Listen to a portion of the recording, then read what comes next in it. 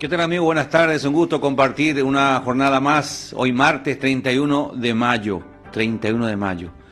Del radar de la MJP, una visión de la justicia desde adentro, en vivo y en directo aquí, desde los estudios de PDS Digital, temperatura 16 grados Celsius. ¿Cómo te va? Desde el corazón de Sajonia, buenas tardes, ¿cómo están todos los teleoyentes?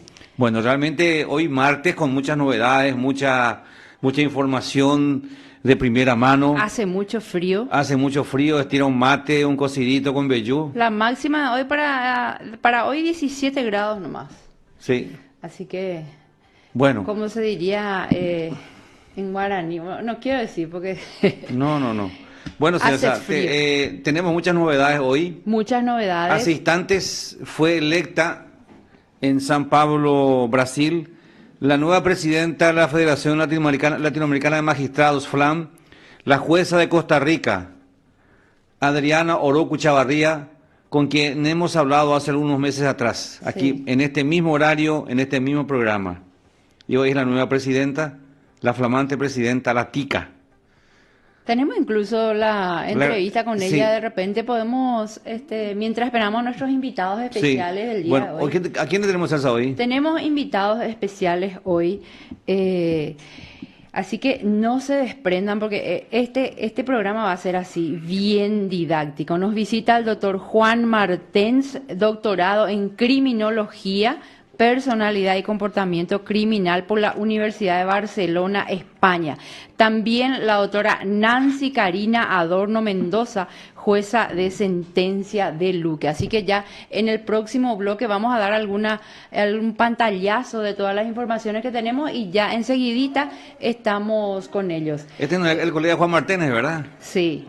Bueno. Enseguidita vamos a estar ya con ellos. Así entonces, y también vamos a tener un contacto internacional con San Pablo, ya dependemos de nuestra ingeniera de sonidos en el control. Candela, ¿viste? Le damos diferente a Candela. Sí. Tiene un look diferente. ¿Qué pasó, Candela? Nada. Bueno. Para mañana se anuncian precipitaciones aisladas y va a bajar la temperatura. Sí. Bueno. Va a bajar más la temperatura. Fue electa, reiteramos, la jueza de Costa Rica, Adriana Orocu Chavarría, como la nueva presidenta de la FLAN. Sí. Todavía la asamblea continúa mañana. Por nuestro país están como delegados titulares el presidente de la ASO, de magistrados, el camarista Ángel Daniel Cone González, y el doctor Javier Esquivel como delegados titulares. También acompañan a la comitiva paraguaya la agente fiscal Egidia Gómez y la defensora pública María Inés López. Bueno, ellos se encuentran en San Pablo. A ver si tenemos... Candela, ¿cómo estamos? Estamos con el doctor.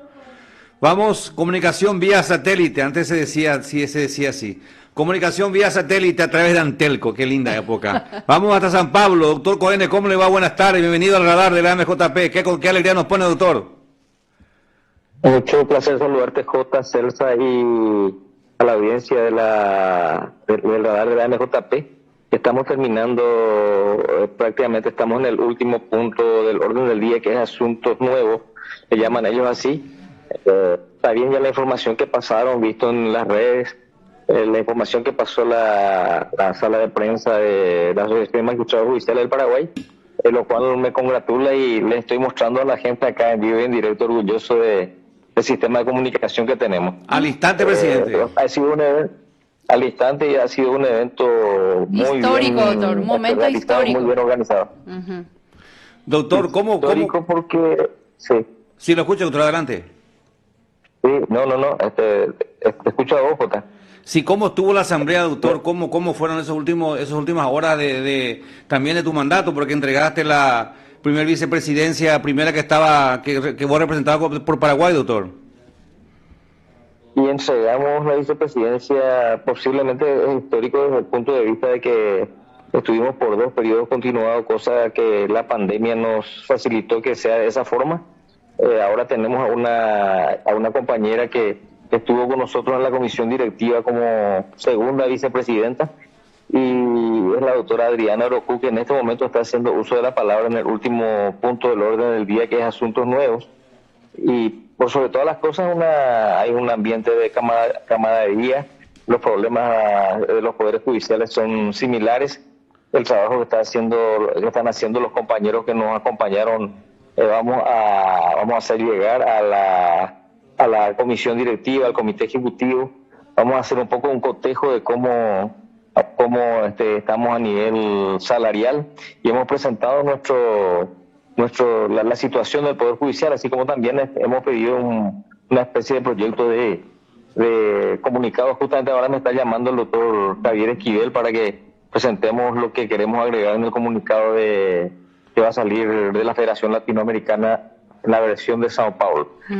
Por sobre todas las cosas, yo creo que los problemas son comunes. Hicimos mención también al acompañamiento que se hizo y a todas las asociaciones que nos hicieron en ocasión de que haya fallecido el doctor Pecci, nuestro querido amigo fiscal Marcelo Pecci, que de hecho es un emblema ya en este momento. Si bien es cierto, también tuvimos la desaparición en las mismas condiciones de dos fiscales.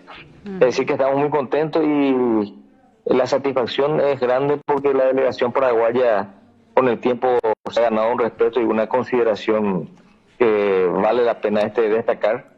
Y también a las personas que siempre estaban en la FLAN, que hoy no pudieron por el aforo, nuestro reconocimiento, porque también estuvieron permanentemente en contacto con nosotros. Esto creo que hace asociación. En otro contacto que vamos a mantener con usted seguramente, tengo entendido que también fue aprobada por unanimidad el acceso de los gremios de los colegas suyos de ustedes de Guatemala, doctor, como nuevos miembros de la FLAM, socios de la FLAM. Esa es una de las decisiones principales de esta asamblea, en razón de que Guatemala, comenzando con la juez Aciuni, y hoy está uno de los representantes que también tiene esa misma persecución.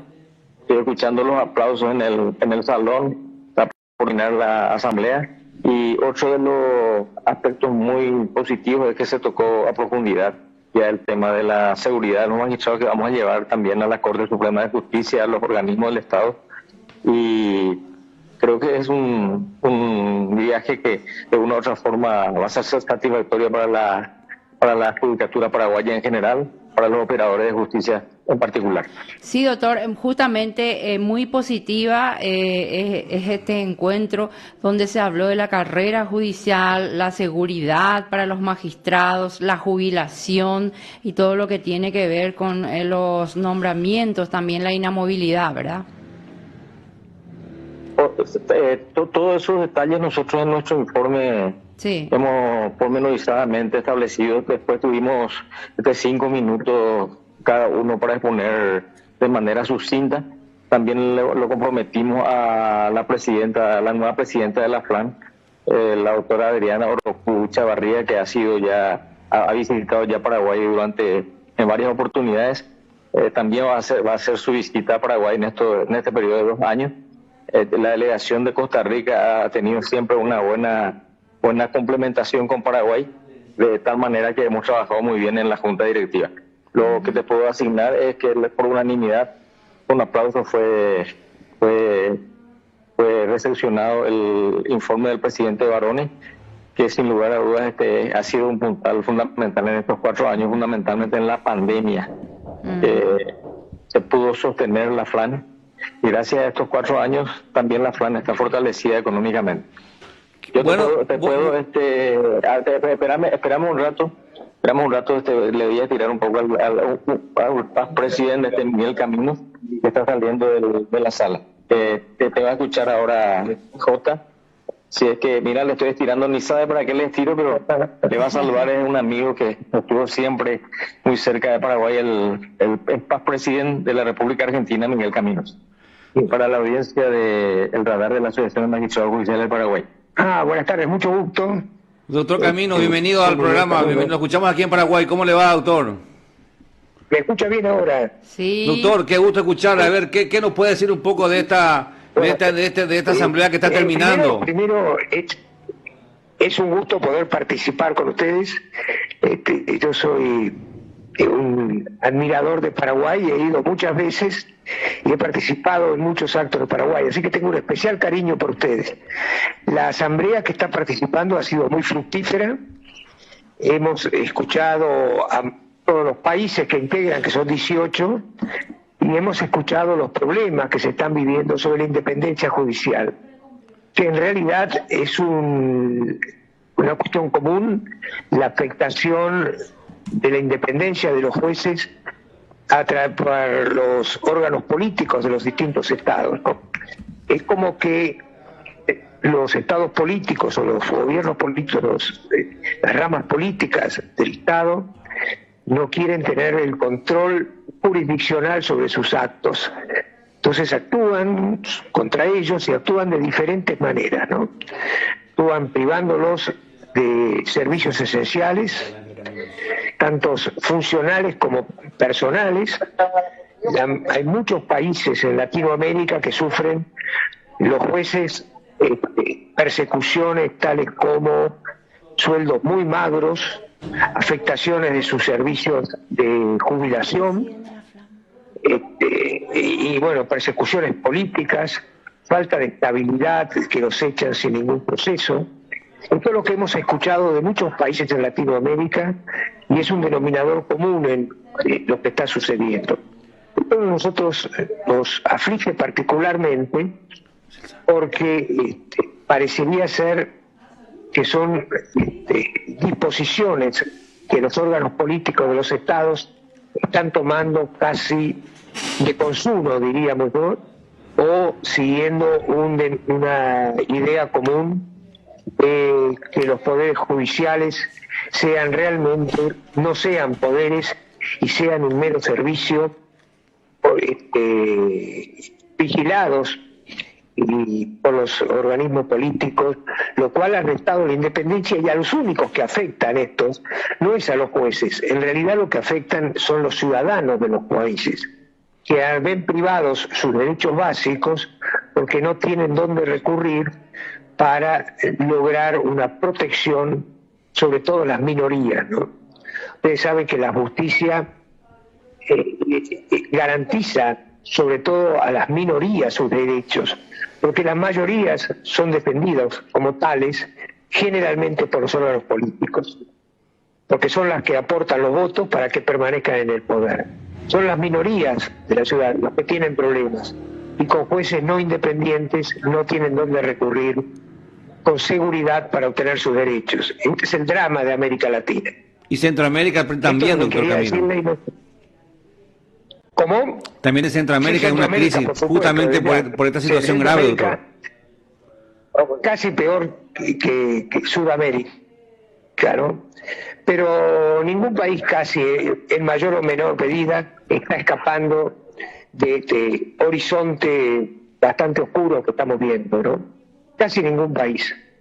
Hay algunos que son más graves, por supuesto. Claro. Pero Centroamérica realmente sí es un centro muy complicado. Y lo triste, Bueno, lo triste de estos doctores es que hay muchos colegas de ustedes que están asilados en Estados Unidos justamente por la injerencia política. Hay muchos que están asilados y se tienen que ir por persecuciones. Hay países donde los jueces corren real peligro de vida. Sí. Esto lo ha sido expuesto en este momento, ¿no? Y países donde han tenido que asilarse. El caso de Guatemala, donde la situación es dramática en este momento, de Bolivia también, que la situación es dramática, y de otros países que sabemos que la situación es muy mala, como Nicaragua, pero que los jueces no tienen posibilidad de presentarse y ponernos sus problemas. De Venezuela ni hablemos porque hace años que no lo dejan venir. Entonces, estas son las situaciones alarmantes de nuestra región. Doctor Camino, qué gusto escucharlo a usted. Creo que usted fue presidente de la FRAM en el año 2010 aproximadamente y estuvo por Paraguay, me parece. Estuve por Paraguay cuando el Senado dejó no ratificó, no quiso aplicarle sistema de no ratificación o de ratificación a los jueces de la Corte. Sí. Y lo hizo intempestivamente el Senado, con lo cual afectó la organización jurídica del Estado. Después revirtió esta situación precisamente cuando yo fui convocado por la Corte Suprema, y bueno, no tuvo más remedio que volver para atrás. Y es por esa razón que todavía... Doctor Camino, es por esa razón que todavía Paraguay no tiene ley de la carrera judicial. ¿Qué tanta falta nos hace? Bueno, el problema de los sistemas donde los jueces deben ser ratificados es un problema que atenta contra la estabilidad, y la estabilidad de los jueces atenta contra la independencia. Y en definitiva, jueces que tienen que ser ratificados en 3 oportunidades pierden la estabilidad absolutamente y crea una situación tal porque un juez a los 15 años todavía no sabe si va a tener que volver a la actividad privada o se va a quedar sin trabajo. Entonces, esto, y permítame decirle que lo que afecta en última instancia a esto es a la ciudadanía, porque un ciudadano que tiene que enfrentarse al Estado, porque se afectaron sus derechos, recurre a un juez que a lo mejor está por ser ratificado y ese juez no sabe si va a ser o no ratificado, entonces no puede tomar una decisión libre o generalmente no la toma a menos que quiera quedarse sin carrera, ¿no? Entonces, estas cosas son las que la ciudadanía debe saber, que cuando se le exige a los jueces ser ratificados, deben saber que sus derechos también están debilitados de la misma medida. No solamente son los jueces, el problema son los ciudadanos de un país. Bien, doctor, gracias por su explicación, realmente muy importante. Y doctor Miguel Caminos, magistrado de la Argentina, Paz, presidente de la FRAN. Un gusto escucharlo, presidente, muchas gracias. No, por favor. Mira, imagínate si se preparaba Caminos. ¿Verdad? Realmente, ¿qué sapienza, doctor? ¿Qué sapienza, ¿Y qué preparación? Didáctico. Nos estamos acercando de a poco. Estoy con un colega de Chile que él se va a presentar. Digo que él se presente porque todos los colegas que han venido con Paraguay lo conocen y también va a dar algunas impresiones sobre lo que fue la FLAN de manera sucinta. Hola, muy buenas tardes. Alejandro Vera Quilodrán, ministro de Corte de Apelaciones de Chile, también miembro de la Asociación Nacional de Magistrados y Magistradas y también director del Consejo de la Academia Judicial de Chile. Doctor, sí, le saludo a Juan José Pérez, estamos con Celsa aquí desde Asunción, Paraguay. Este es un programa, El Radar, un programa de la ASO de Magistrados, así que estamos en vivo, en directo. A ver, doctor, ¿cuál fue su impresión de esta asamblea que está concluyendo en San Pablo? Bien, la mejor de todas, creo que nuevamente se demuestra el trabajo eficiente que se está realizando por parte de las distintas asociaciones de jueces a nivel latinoamericano. Esta vez nos juntamos 15 asociaciones. Recién acabamos de elegir a una nueva directiva presidida por la magistrada Adriana Orocu, que ella es presidente de la Asociación de Jueces de Costa Rica, y es muy importante Costa Rica porque hay que recordar que en San Juan de Costa Rica está la Corte Interamericana de Derechos Humanos, que para nosotros es el máximo referente jurídico en la toma de decisiones por parte de todos los tribunales de la región. ¿Qué es lo que más le llamó la atención en estos días de asamblea, doctor Vera? Bueno, sin lugar a dudas, para nosotros ha sido un golpe muy grande lo que ha sucedido estos últimos días a propósito de la seguridad que ha sufrido tanto los jueces como los fiscales, especialmente con la muerte en Colombia del fiscal paraguayo y también de dos colegas fiscales en Ecuador, una fiscal y una asistente fiscal. Y en Honduras, la hondureña. En Honduras, sí. Doctor Vera, bueno, la situación... creo que vamos a pasar con la presidenta. Un ratito bueno. Alejandro, le invitamos a Alejandro y estamos nada más ni nada menos que con la presidenta de la Federación Latinoamericana de Magistrados, la doctora Adriana Orocu. Después vamos a despedirnos de Alejandro porque él tiene muchos saludos para Paraguay. Entonces, como primicia para ustedes, la nueva presidenta de la Federación Latinoamericana de Magistrados, la querida compañera y amiga Adriana Orocu Chavarría. Buenas tardes. Hola, buenas tardes, ¿cómo están? Qué gusto, presidenta, felicidades. Juan José le saluda, ya hemos hablado hace unos meses, está también Celsa. Felicidades, presidenta, y mucho éxito. Sí. Muchísimas gracias, bien recibidos esos buenos deseos y ojalá que todo esto se traduzca en mejoras para la justicia en América Latina. Y qué sorpresa que una dama ahora está al frente de la FLAN, Sí, arriba las mujeres. Exactamente, eso se llama sororidad, lo que usted está haciendo. ¿Cuál va a ser, Presidenta, digamos, su prioridad en estos momentos? Bueno, es que en este momento nuestra prioridad son varios ejes temáticos que hoy precisamente visualizamos como los temas que más atentan en América Latina y que son comunes con respecto a la violación a la independencia judicial, que son temas desde una desestructuración sistemática de los poderes judiciales a través de las carreras judiciales, de los sistemas de pensiones, de la seguridad para jueces y otros operadores de justicia como fiscales y defensores, y también el mantener un sistema que realmente pueda regular la condición de estructura fuerte de independencia judicial para que ningún poder fáctico, político o cualquier otro tenga una injerencia indebida que pueda torcer la justicia. Entonces, esto ya, como le digo, lo analizamos hoy en varios informes que presentaron todas las delegaciones de los 18 países que conforman la FLAM, y vamos a empezar a trabajar en un plan estructurado y estratégico para poder avanzar en cada uno de los países miembros. ¿Qué es lo que más le ha llamado la atención, Presidenta, de los informes de sus colegas que han estado en la Asamblea? Sí, bueno, sí, lamentablemente, porque es un drama humano. El primero es la seguridad de jueces, fiscales y operadores de justicia.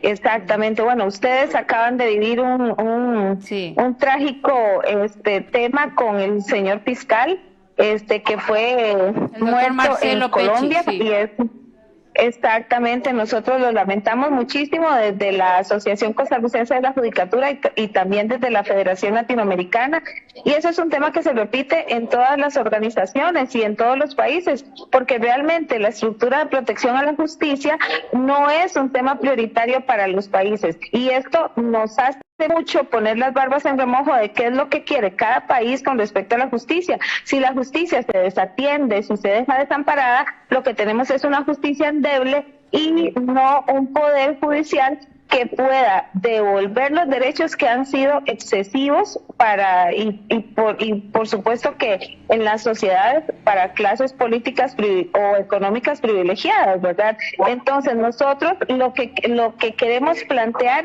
es que cada país cumpla con su responsabilidad, primero, de dar una efectiva cobertura de seguridad a jueces, defensores y fiscales que tengan esta tarea importante de la administración de justicia, y luego que se establezcan todos los estándares internacionales de carrera judicial en las estructuras de carrera en los países, para que puedan ejercerse un poder judicial de manera independiente y que no afecte el modelo democrático de Estado de Derecho y de justicia en cada uno de los países nuestros latinoamericanos. Sí, excelente. Excelente, Presidenta. Bueno, vamos a ver, me imagino que en algún momento va a estar por Paraguay, Presidenta. Pues eso me encantaría, porque realmente solo he estado una vez cuando fue la Asamblea de la OEA, que fui como observadora, pero que también estuve con los magistrados y jueces paraguayos, y realmente la pasé muy bien, y les puedo decir que fue la primera vez en mi vida que me dieron una serenata, así que eso lo mantengo con mucho cariño en el corazón. No, claro, pero me imagino que va a estar ya como presidente de la FREN en algún momento visitando acá. La invitación de la AMJP ya está. Sí, realmente a través de su presidente, don Daniel Cohen, ya él le extendió una invitación, porque realmente también hay problemas estructurales bastante fuertes que se deben resolver en Paraguay, y entonces estos son los que nosotros en solidaridad en la FLAM tenemos que apoyar en cada uno de los países. Bueno, doctora, le deseamos mucho éxito, me imagino que tendrá algunas otras cosas que realizar. Gracias por su tiempo. Acá desde Asunción, Paraguay, le enviamos un fuerte abrazo. Mucho éxito, doctora. Igualmente, un abrazo para ustedes. Van a ver en PDS Digital. Sí. Sí, ahí ya estamos. En PDS Digital van a ver todos ellos. Acá, lastimosamente, no soy muy técnico en estas cuestiones. Enseguida le enviamos, doctor. Comunicar en directo, ¿verdad? Así que si no envían enseguida, porque ellos estaban grabando El acá, link. les dije, señores, no se preocupen, esto van a ver acá. El link. Creo que en la mitad de la producción lo estamos haciendo de la Flamme, ¿verdad? No sé si tenemos... Y tenemos enviado especial, presidente. Flamante corresponsal, doctor, usted. Nada más que el presidente en vivo y en directo. Bueno, muchísimas gracias y también hay que destacar el gran trabajo que hizo la delegación. Creo que por primera vez vamos a tener los salarios de todos los magistrados de la FLAM, porque los compañeros que hicieron un relevamiento de datos, tanto del salario del magistrado, del fiscal y del defensor. Así que vamos a tener buenas novedades para los amigos. Y bueno, presidente, ¿algo más que quiere agregar que quedó en el tintero ahí, que se olvidó usted algo o...? Y tantas cosas, pero como que estamos terminando y el tiempo es oro, como se dice.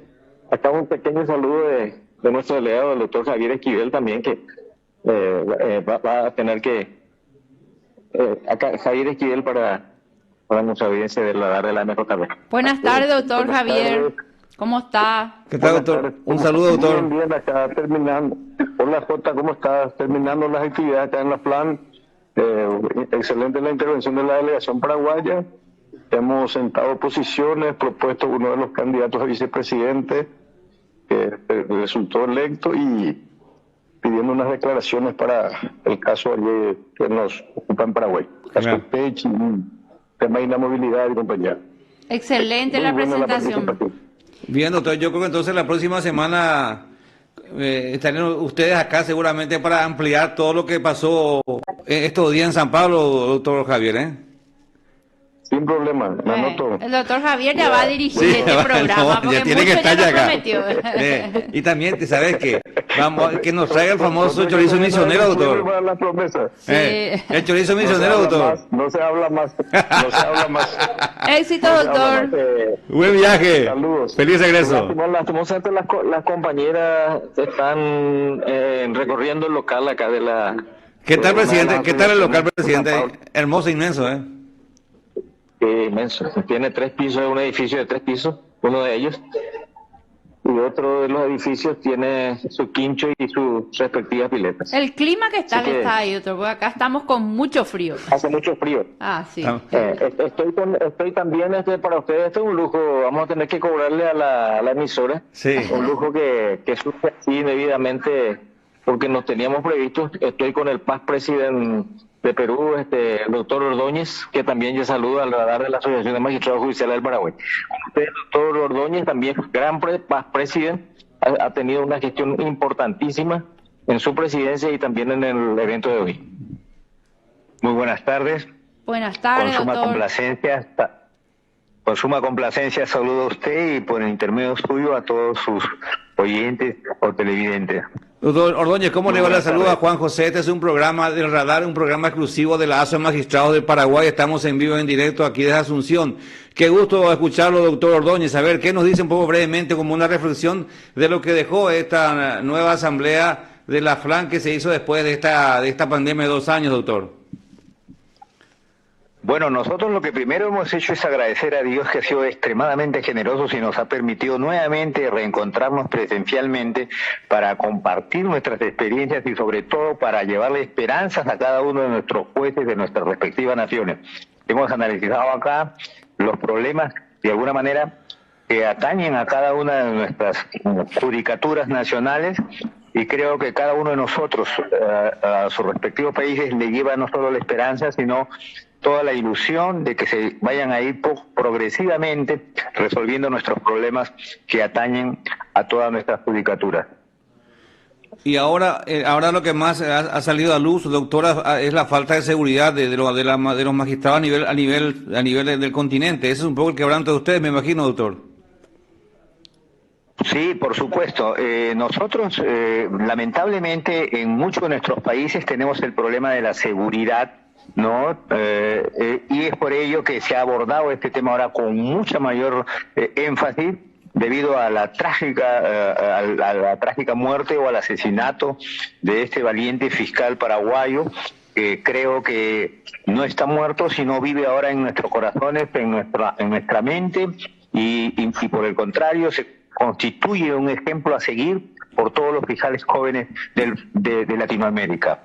Nosotros creemos y estamos convencidos que él no ha muerto, no lo han asesinado. Él vive en el corazón y en la mente, que es el poder del alma de cada uno de los fiscales y magistrados de Latinoamérica, ¿no? Gracias, doctor Ordóñez, por sus palabras. Vamos por supuesto a exigir a nuestros poderes ejecutivos que redoblen esfuerzos y designen los recursos necesarios para que se le dé seguridad a los señores jueces, fiscales y magistrados y todos los que tenemos que ver con el quehacer del sistema de justicia en nuestros países. Doctor Los TJ nos están llamando ya para irnos. Interesante, Le pedimos al doctor Ordóñez. Sí. Yo creo que también tenemos que cobrarle un poco al director de la radio, PDPS. Yo creo que es un programa En exclusiva, presidente, en exclusiva. y a Miller que me pague mi saldo, ¿verdad? De corresponsal, como corresponsal exclusivo. Bueno, doctor, Así que éxitos. muchísimas gracias. Sí. Lastimosamente nos estamos retirando, nos están llamando para irnos al hotel. Bueno, Y vamos a tratar de estar en contacto. Cualquier cosa estamos a las órdenes por si salga la comunicación. Y sigan con ese programa que estamos bastante bien, ¿eh? Gracias. El informe especial de nuestro enviado especial a San Pablo, El nuestro doctor presidente, Ángel Cuene. Un abrazo, presidente. Gracias. Te informó PDS, Radio TV Digital. Interesante, realmente un corresponsal de lujo, De lujo. tuvimos, ¿eh? Bueno, así que el doctor El último que habló fue Osvaldo Ordóñez, Paz, de Perú, presidente, de Perú, también sí, de la en el FLAM. periodo 2016-2018. Interesante realmente Y también. el doctor Camino también, que fue paz lo que presidente dijo también. la Sí. presidenta, sí. Bueno, Genial. entonces, Elsa, ¿qué hacemos? Nos Vamos a la una breve pausa, ya regresamos con nuestros invitados especiales del día de hoy.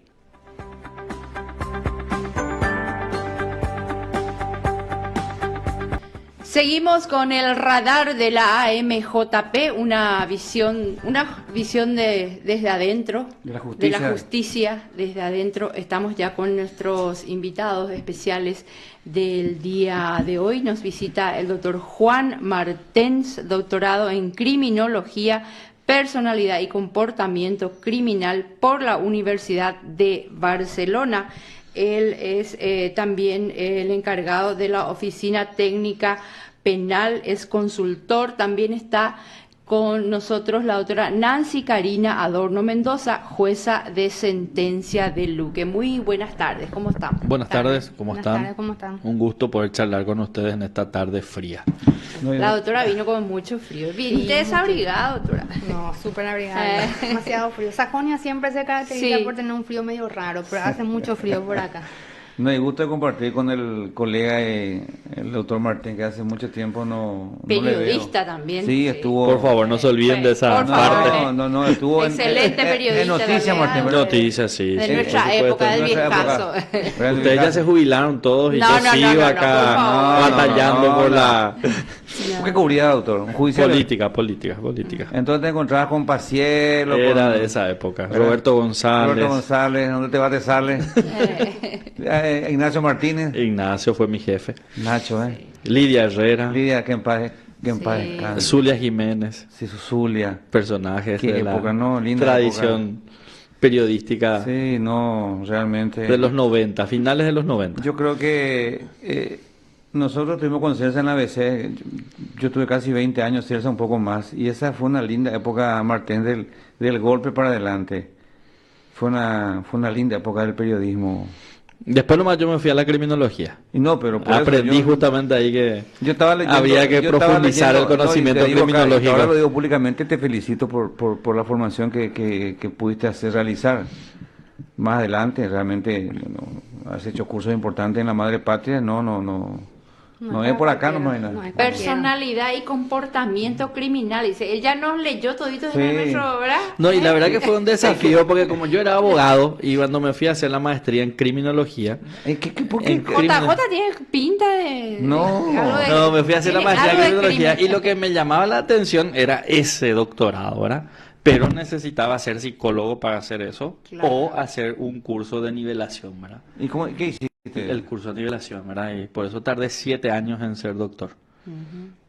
Y, Felicitaciones. Y sudé y así llegó un momento en que de Zamba porque no le entendí la lea. Ah, ya. Llega Bueno, un- y y antes- existe pero eso del hombre, el criminal nato. No, del no mundo, existe, eso no, es no, una no, eso cochina es completamente historia, desfasada, ¿verdad? no existe. Antes, doctor, de continuar, yo quería también aclarar un poco que no está con nosotros la doctora Liz Cañete, Ujú. la Le jueza. enviamos un saludo especial. Alumna nuestra de la maestría. Ella tuvo un inconveniente familiar y tuvo que viajar de urgencia a la Buenos República Aires. Argentina. Sí. Así es. Así Saludos, que Liz. ella se enviamos excusa, saludos Fuerza, especiales. fuerza, Liz. ella se excusa, doctora ella estaba un poco preocupada, incluso ella quería ver la forma de adelantar su venida al país para estar acá en el programa, pero no pudo.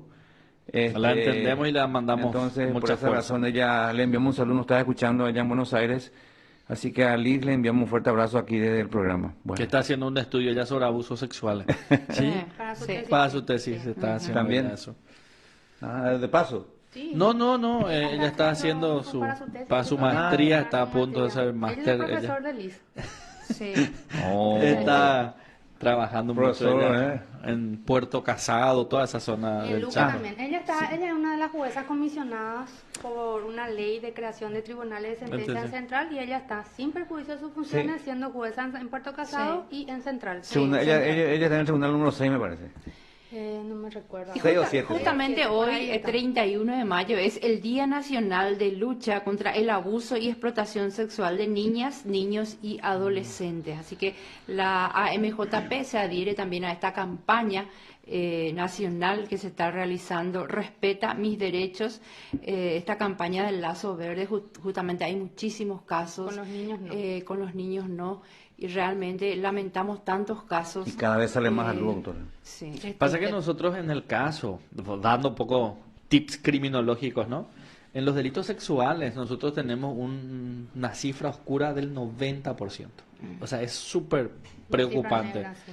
Nosotros, si conocemos un caso, significa que 9 no conocemos. Y eso es así por vergüenza, por miedo, por todo el estigma que conlleva. O sea, de la- 10 casos, No, de 10 casos que ocurren, uno se conoce. Solo uno. Solo uno. Entonces, Claro. si vos tenés una denuncia, significa que 9 no se denunció.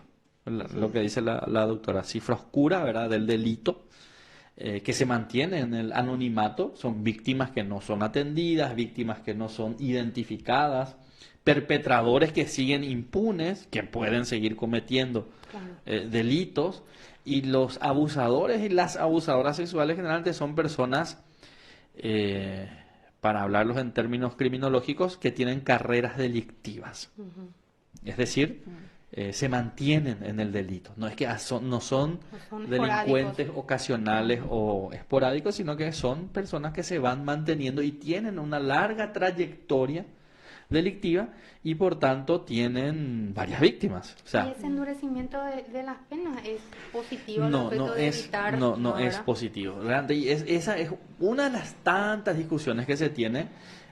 Países como mucho más adelantados, Suecia, para no hablar de por aquí cerca, ¿verdad? Finlandia, de estos que tienen muy estudiado todo su esquema, optaron por tratamientos antes que por endurecimiento y por educación sexual para que se quiebre esa falta de denuncia. Porque ese es el desafío. Claro. El desafío es que las víctimas denuncian.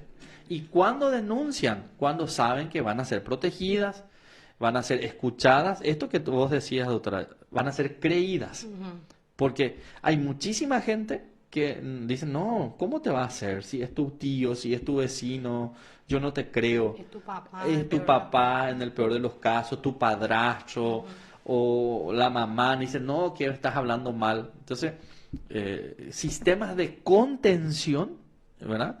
Represión, evidentemente, pero pasa que con el endurecimiento lo que se ataca es una parte muy pequeñita y se deja de lado ese cúmulo, esas 9 de 10 personas que son víctimas y no se conocen, entonces no hay forma de acceder a conocerla. Entonces pasa por, en estos días recuerdan, en San Pedro justamente, después de una charla, una nena se acercó a decir, mi padrastro estaba abusando de mí. Hace 10 días. que lo tenía guardado. Y que lo ¿cuánto tiempo? tenía guardado, o sea, hacía 3, 4 años. Pues, o sea, una carrera delictiva. Claro. Y ahí hay otro problema que solemos tener. Disculpen que me hable así sin que me pregunten, ¿verdad? un problema de la fiscalía que muchas veces solemos tener es que se acusan por un delito, cuando en realidad se cometieron varios delitos. Y ahí solemos decir, esto, ¿hace falta endurecer la pena? No, no hace falta endurecer la pena. Porque vos tenés... En concurso. Sí, Y ahí en tenés una concurso, pena y ahí importante. tenés la pena máxima vas a tener. Sí. Porque son 10 o 15 abusos que vas a juzgar, no un abuso. Entonces, muy pequeño para entender y darnos cuenta de eso. O sea, una vez, dos veces, tres veces, no es un solo hecho, son varios hechos y por tanto la expectativa de pena es mayor, ¿verdad? O sea, irían a lo máximo. Y nosotros tenemos ahora unas leyes, de las leyes más duras que tenemos. Sí. En esa... 4 es la mínima ahora en abuso sexual con la reforma de la Y si hay penetración es... hasta no menor de 15 No dice. menor de 15. menor de 15. Imagínense, es dura. Es la Y si pena es menor de durísima. 10 años, hasta 20. Sí. Ese es el marco penal que tenemos ahora. Ahora un abuso sexual que no lleve al coito es 4 años la mínima. La mínima. Un manoseo, Sí, la mínima, la algo así, mínima. que tampoco tiene Falta que ser de manoseo, respeto. puede ser algo que le Toqueteo. vean nomás ahí, o le muestren algo, y eso ya es un abuso sexual, es 4 años la mínima. O sea, una persona está con una menor y le muestra sus órganos sexuales, ya No, no, es eso ya es abuso y ¡tac! abuso. Eso es abuso sin coito, Si pero se es demuestra, de 4 años de cárcel. mínimo. Mínimo, es Mínimo, mínimo. Doctor, ¿podríamos convenir que en nuestro país tenemos un alto índice de afección mental, de enfermedad mental? Por eso suceden todas estas cosas. No, porque si somos enfermos no cometemos delitos. Ese es el primer punto. Somos irreprochables. Somos irreprochables. Y ahí se aplica el procedimiento especial establecido en el código, medida de mejoramiento, que no es lo que la sociedad quiere. Cuando una persona trastornada comete un homicidio, por ejemplo, quiere que se funda en la cárcel cuando la norma te dice que no, tiene que hacerse un tratamiento. Y ese tratamiento es sine die, puede ser 1 año, pero es más práctico a los efectos de la sociedad, 15 años de cárcel. Y eso está mal. Una persona trastornada no es responsable de sus actos. No, y por eso también es súper importante desmitificar que, por ejemplo, el machista o el celoso es enfermo. No, son personas que en uso de su libre albedrío están ejerciendo un abuso hacia una persona. Porque si no, nosotros patologizamos, le exoneramos de responsabilidad. Por eso el feminicida, si mata a su mujer, no, él no lo hizo por enfermo, No. sino que lo hizo porque considera o esa... Su violencia. Claro.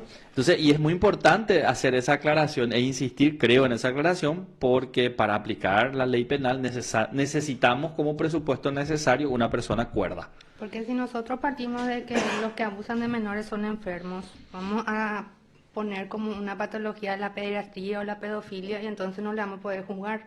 No es una persona enferma. Moralmente, mal, pero mentalmente no está mal. ¿Cómo se demuestra cuando una persona enferma comete algo? ¿Cómo? A ver, ¿hay alguna diferencia? No, claro, se tiene que hacer un diagnóstico Pericia. psiquiátrico, ¿verdad? Una pericia psiquiátrica.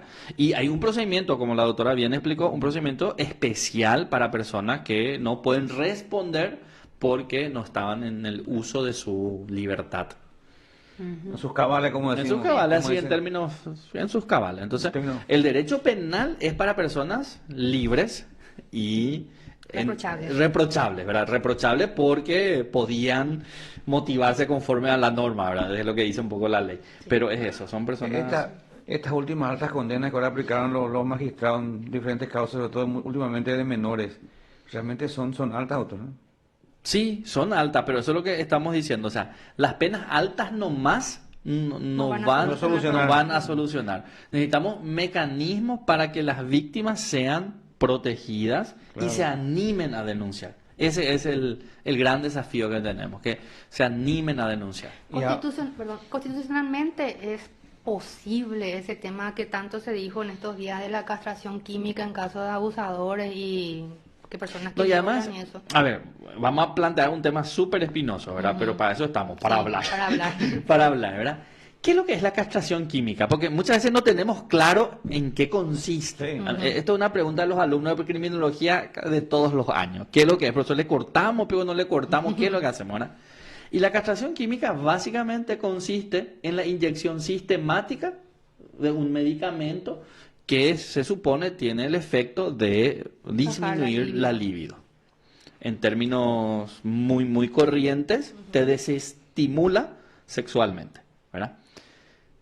tendría que. Pero recordemos que el estímulo tiene mucho del Cerebro. pensamiento, del cerebro, ¿no?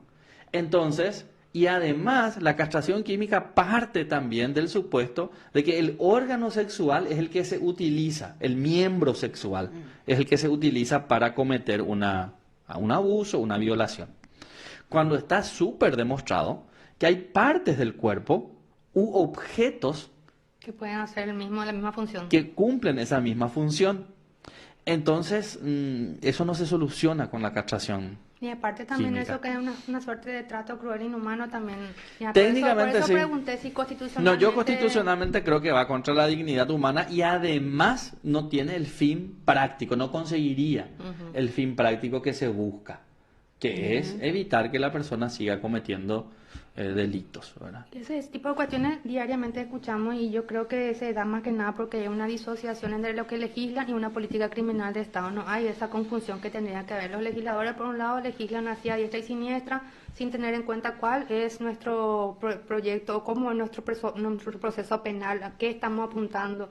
Si le dicen reinserción social, pena de muerte o cadena perpetua, cuestiones así que están muy disociadas. O legislan esto emocionalmente con el enojo. Y justamente pues lo que el Poder Judicial, los magistrados, las magistradas están para poner racionalidad. Porque si yo soy víctima, claro que voy a pedir que le castren, que le torturen también, voy a decir, porque soy víctima. Claro. Pero para eso está el Estado y para eso el Estado nos expropió ese conflicto y dijo, no, ustedes, porque son víctimas, no van a poder resolver bien, van a estar con la cabeza caliente, vamos a pasar a unas personas que estudiaron, que se formaron y ellos se van a encargar de resolver ese problema conforme a los lineamientos constitucionales. Y eso es lo que se busca. Y lo que dice la doctora es que muchas veces los legisladores se convierten como que en caja de resonancia de lo que dicen las víctimas y sin mucho pensamiento van legislando y desestructuran, descompaginan el sistema Y penal. hacen que tengamos herramientas inaplicables muchas veces con leyes que van saliendo del Congreso que no tienen un mínimo de rigor científico muchas veces, ¿sí? Porque se van a endurecer las penas, vamos a elevar las penas, vamos a hacer esto y lo otro, pero hay que tener en cuenta que la reinserción es una de las Uno de los mandatos. expectativas y los mandatos Es uno de los mandatos constitucionales. Y por sobre todo también los legisladores lo que tienen que hacer es garantizar el cumplimiento constitucional. No se puede hacer ir por otro lado.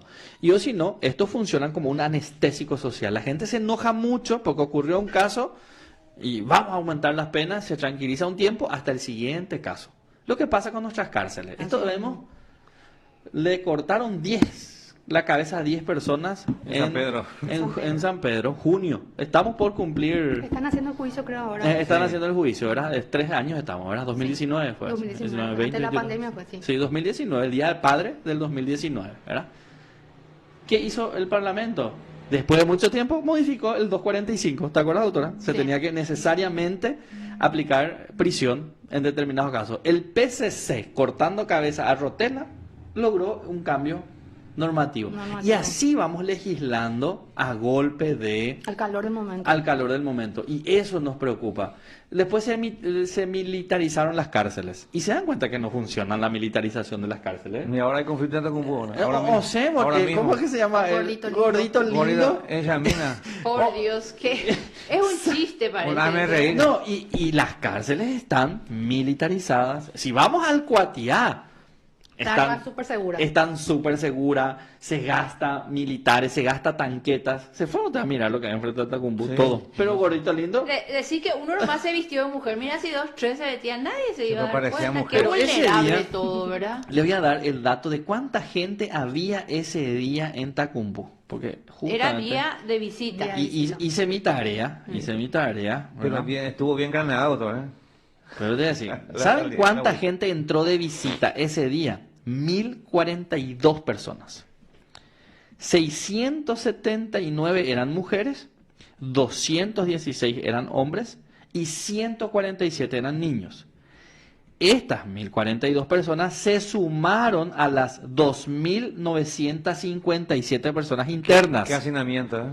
2957. ¿Y cuánta seguridad hay ahí? Si sumamos, llegamos a 3.999. 4.000 personas. 4.000 personas. ¿Saben cuánta seguridad había controlando? 100. No. Menos. 20. No, 20. 20 horas en la cárcel. 20. Es un problema que hasta ahora el tema de las Pero nuestras cárceles- cárceles están militarizadas, están bajo un régimen de excepción. O sea, porque Yapú, pues, es un Yapú, no se toma en serio. Es un populismo. ¿Estamos en contacto? Sí.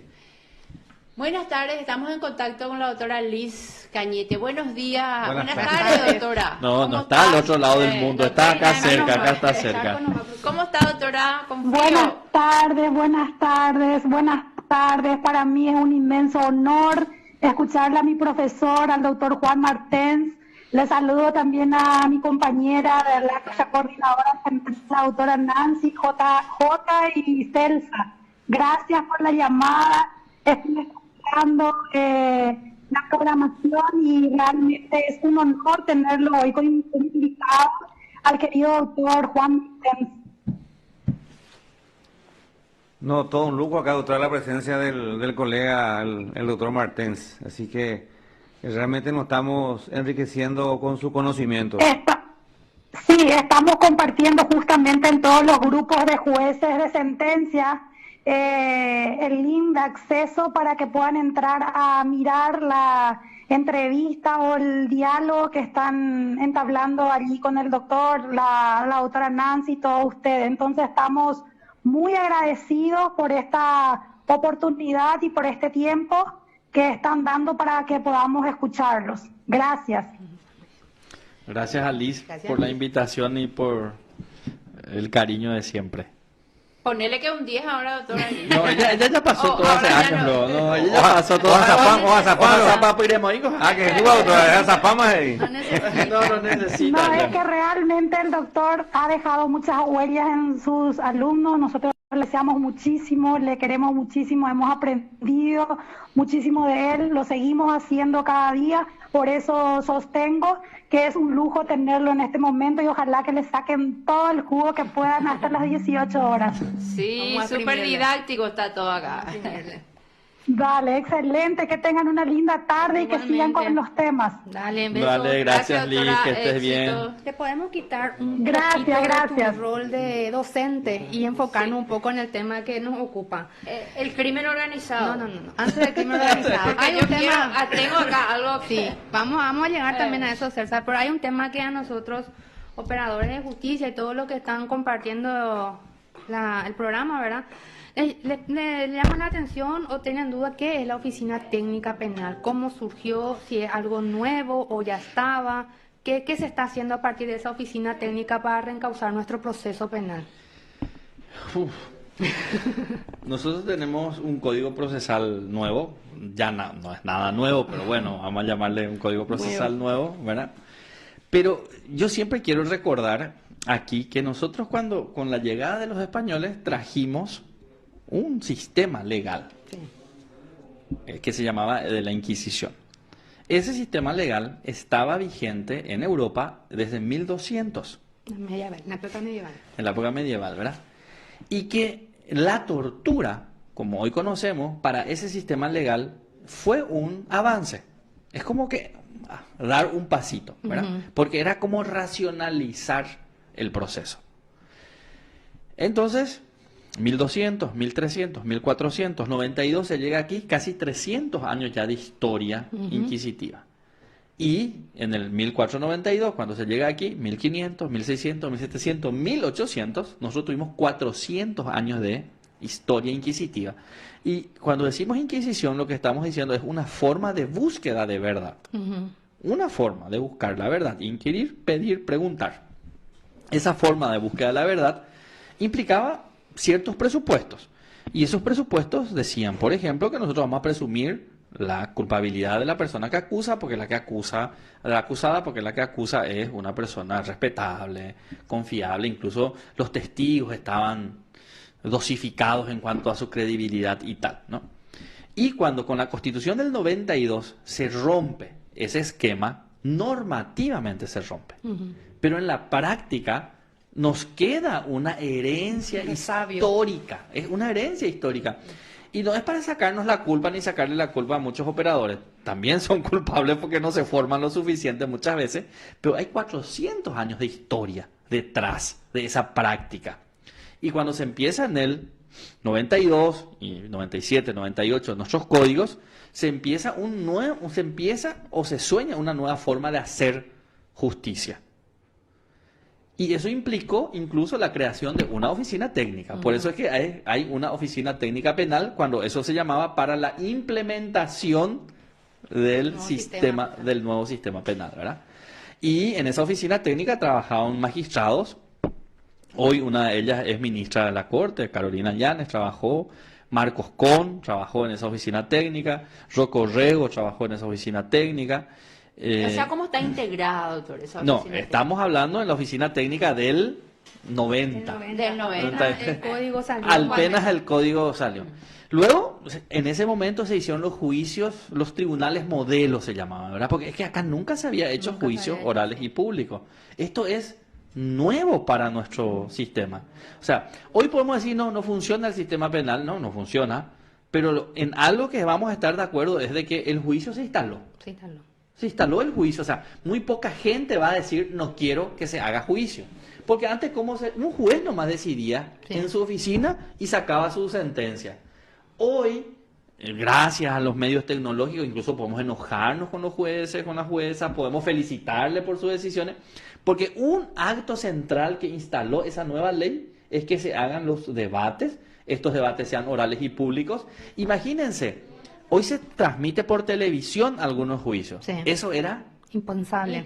Absolutamente impensable. Absolutamente impensable. Entonces, esa oficina técnica, por eso es el recuerdo había un ejercicio que se llamaba tribunal modelo, donde los operadores se iban y practicaban cómo tenía que ser. Y toda ley es una posibilidad de ser. La ley no cambia la realidad, sino que te da un marco hacia dónde tenés que ir. Y lo que hizo ese código, ese nuevo código, más de 20 años ya tiene, es instalar nuevas instituciones y nuevos actores. Uno de los actores que se instaló, y muy bien se instaló, es el Ministerio Público.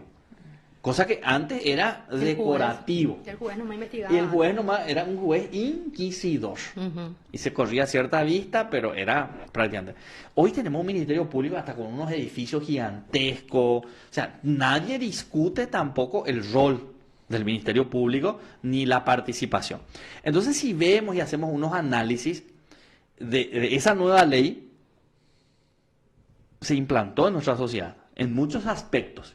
Pero hay varios otros aspectos de contenido que todavía no se implantaron y faltan. Y eso fue lo que motivó a reabrir esa oficina técnica. Exacto, eso es lo que motiva para reabrir esta oficina técnica, o más que reabrir, reavivar, digamos, reavivar la oficina técnica penal para que, empezando por la justicia especializada y poniendo a disposición de otros fueros y magistrados, se puedan discutir entre los operadores problemas del sistema, tener un canal de comunicación directo con la Corte Suprema, la representante es la ministra Carolina Llanes, y hoy nosotros estamos asesorando eso gracias a la cooperación de una cooperación internacional que es USAID, USAID es la Oficina de Cooperación para el Desarrollo del pueblo de los Estados Unidos, porque así se llama, ¿verdad? Porque son fondos del Congreso, entonces son fondos de la cooperación norteamericana.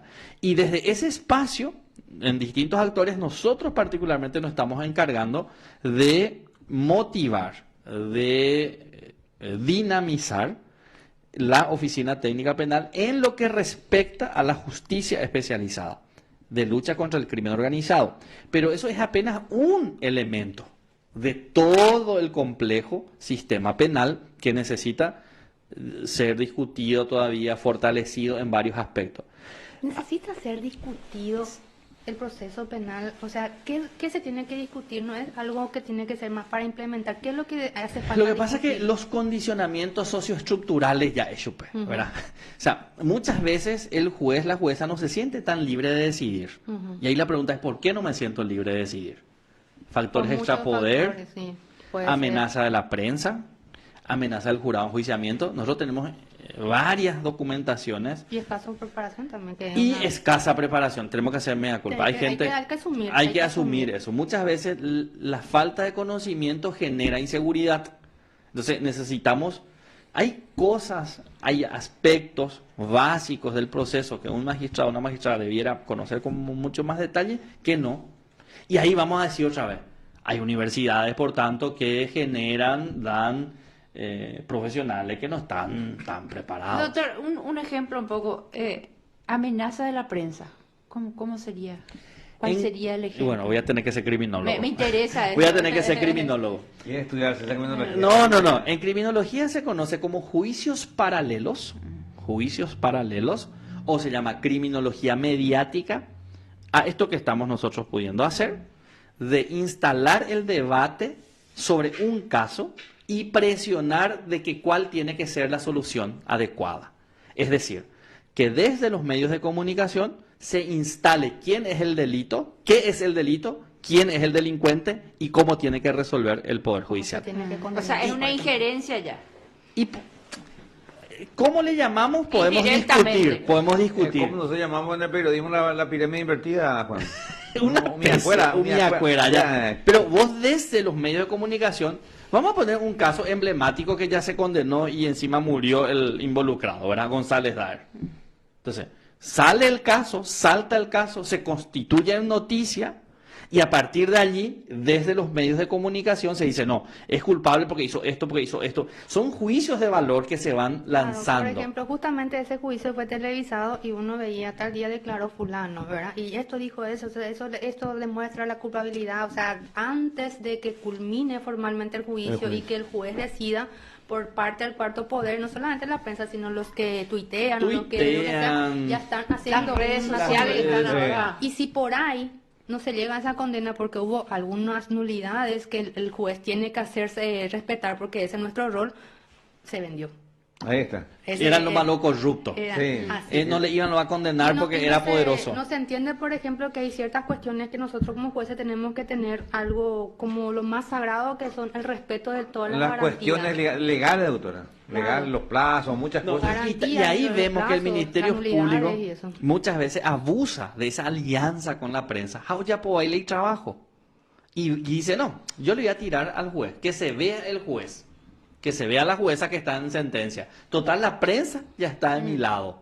Entonces, eso se llama hacerse juicio paralelo o criminología mediática en términos criminológicos. Sí. Y es un fenómeno que se estudia en todo el mundo. Y no digamos que eso es una cuestión de Paraguay, no más, no. Ahora el juicio de Johnny Depp. Justamente te iba a decir eso. Ahora, por ejemplo, hoy tendría que reunirse el jurado para ver si dan ya el veredicto.